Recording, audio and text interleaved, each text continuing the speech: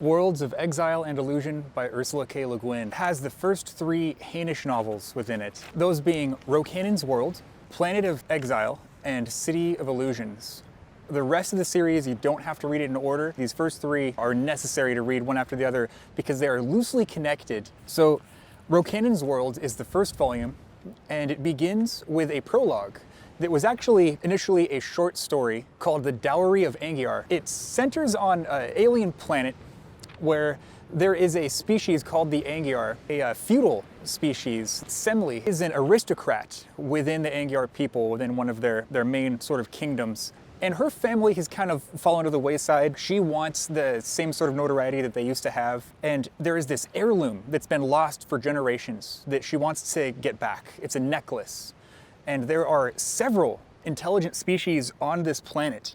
And so Semli goes on this journey trying to find the necklace, and on the way has to communicate with all these different species, and it almost comes across as a fantasy novel. One of them represents elves, one of them represents dwarves, and but they're much more specific than that. You can tell that they are aliens, but it comes across as myth. So Semli, she finds her way amongst the Demyars, which are like dwarves. They live underground in these vast caverns, and they're technologists, so they're more advanced than any of the other species on this planet, but they're reclusive. They don't really share any of this with anyone. But they're not antagonistic, they help when needed, and so that's why when she comes here, they allow her in, and their leaders, they actually know where the necklace is. They know where she can find the necklace. She's not gonna go home empty-handed back to her family, her husband and her daughter, so she's going to do whatever it takes to get this necklace, and when they recognize that, "How far a journey, Lord?" His lips drew back and back. "A very far journey, lady. Yet it will only take one long night." What they mean by that is that she is brought into this sub-light speed spacecraft all of a sudden. So you have this feudal era, and she doesn't know how to comprehend any of this. And Ursula Le Guin does a great job of not giving this away explicitly. It's all implicit. So she's put onto a spacecraft, put into cold sleep, and then shot into the stars. For her, it lasts about a night, and she makes it to this space station that is essentially a museum run by the League of All Worlds that has all these artifacts from different planets, and they're all archived here.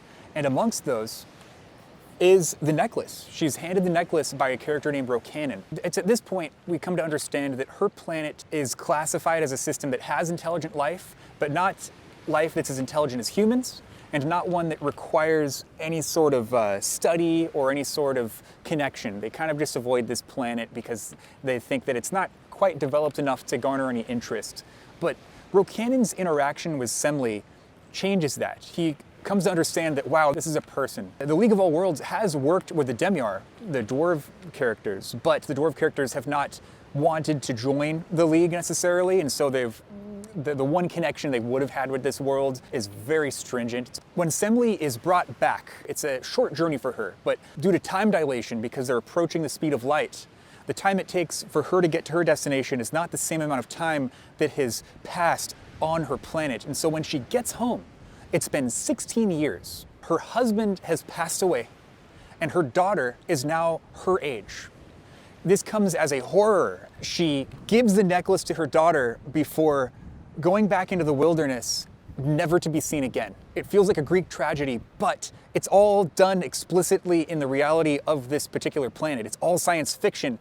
So that's the prologue to Rocannon's World, the prologue to the first book. Mind you, each of these books is only about 100 pages. So Rocannon's World, the greater story, takes place from the perspective of Rocannon, the ethnographer that was the one who gave Semli back her necklace.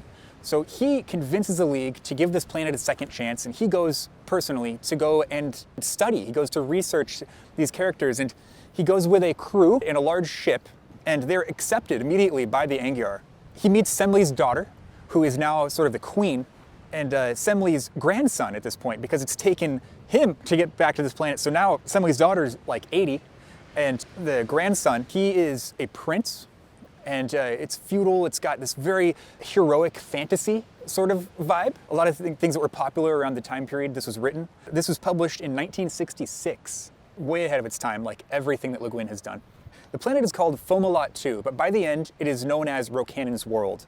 And in this story, we find out why. These rebels who are against the League of All Worlds, these enemies who wish to conquer the galaxy, use explosives to destroy the ship and kill all of the humans aboard.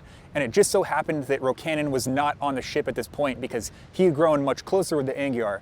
So he was in their sort of kingdom at the time. So he's the only human survivor on this planet. Now, these rebels, they have helicopters, or some advanced version of helicopters, and they're going around the planet just attacking village after village of all of these different species and killing all of them and wiping them out, making sure that they're not going to resist. And the Angiar are the only ones that resist. So along with the Angiar, we also have the Fia, which are the closest thing we have to elves or hobbits. They're these short, very squat creatures. Their community is everything. They're almost like a colony of sorts. And they are telepathic. They speak to each other through mind, and when they don't have each other around them, they don't hear each other's thoughts, and to them that's like horror. So to be alone is horror for them. And there is also another unknown species that eventually comes up that presents another horror, a much more antagonistic species, but I'm not going to give that away in case you decide to give this a read, because it should scare you. So Rocannon has a plan to deal with this, to save the Angiar, to save this planet, and to save the League of All Worlds. So the reason why these rebels are doing this is because there are many faster-than-light ships on this planet that they have stationed elsewhere. Now, these faster-than-light ships can be used to instantaneously transport to any other planet in the galaxy. And so within seconds, they can send a ship somewhere, but it can't be manned. If you put someone in this ship, you'll die. But you can transport things. So these rebels are planning on using these FTL ships as missiles, tactical nukes, and it is not a good thing. Their station is most likely far south, past this ocean, and in this continent that is steeped in myth, that is unknown by the Angiar for the most part. Rocannon goes on this journey exploring this world with the prince, the grandson of Semli, and several others. And on the way, they're riding these things called wind steeds that are some mix between horse or dragon, but not quite either of those things. Ursula K. Le Guin does such an amazing job of not being direct with her explanation so that something can remain alien, something can remain novel.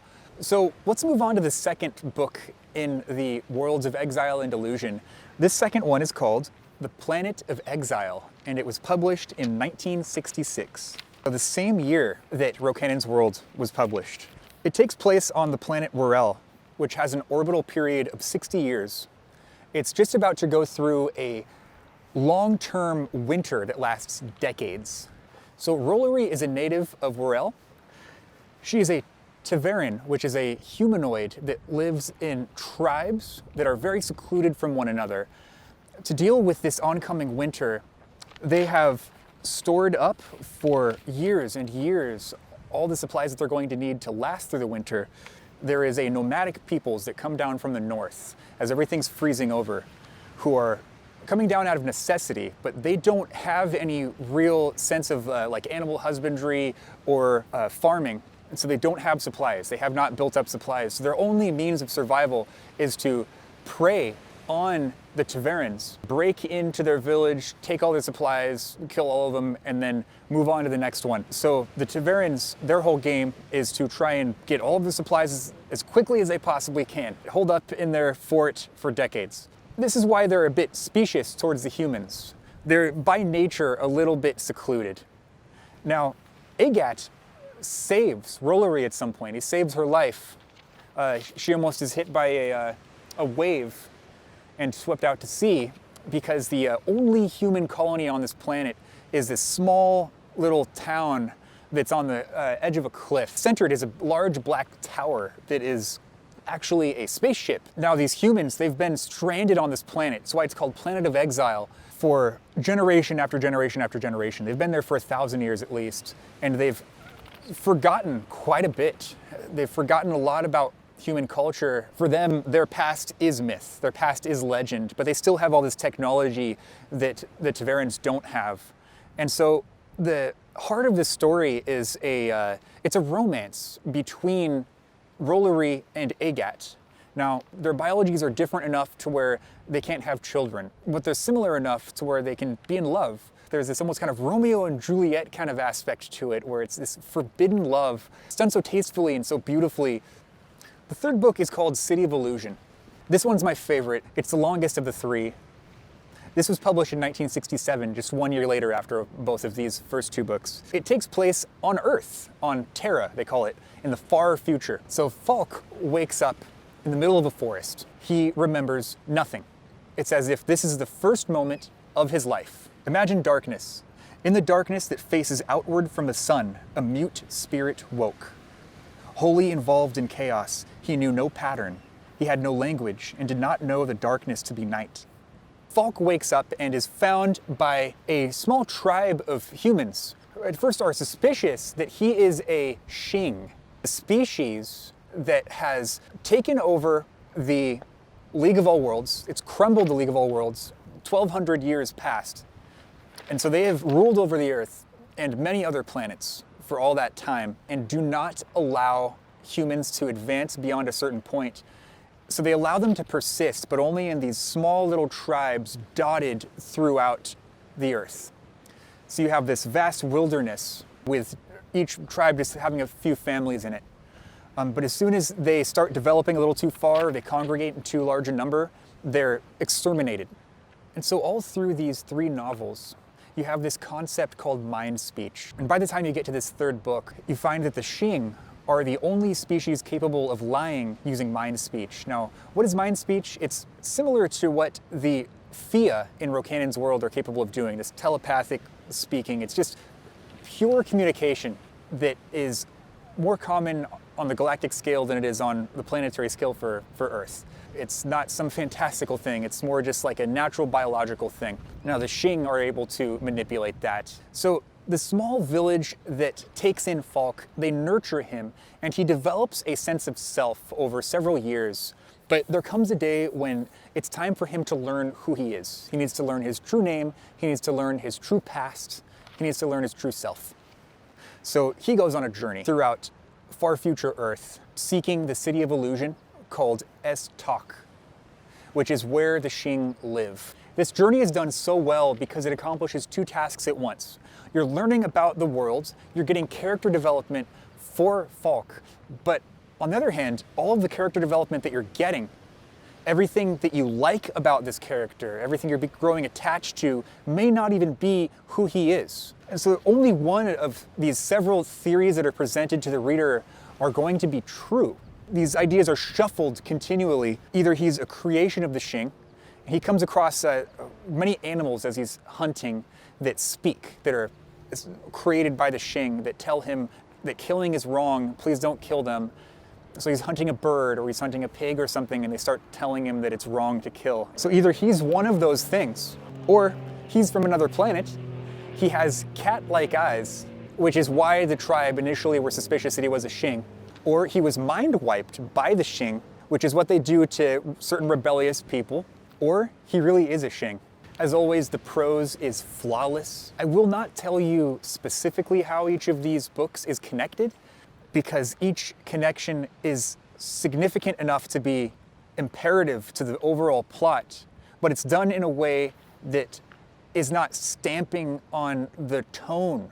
Each of these planets feel like their own planet. They feel like their own worlds. Whether or not you're a science fiction or fantasy lover, I would recommend to read these three books by her and then move on to Left Hand of Darkness. They just keep getting better. But to do that book, I gotta go somewhere where it's snowy, because that book is very snowy.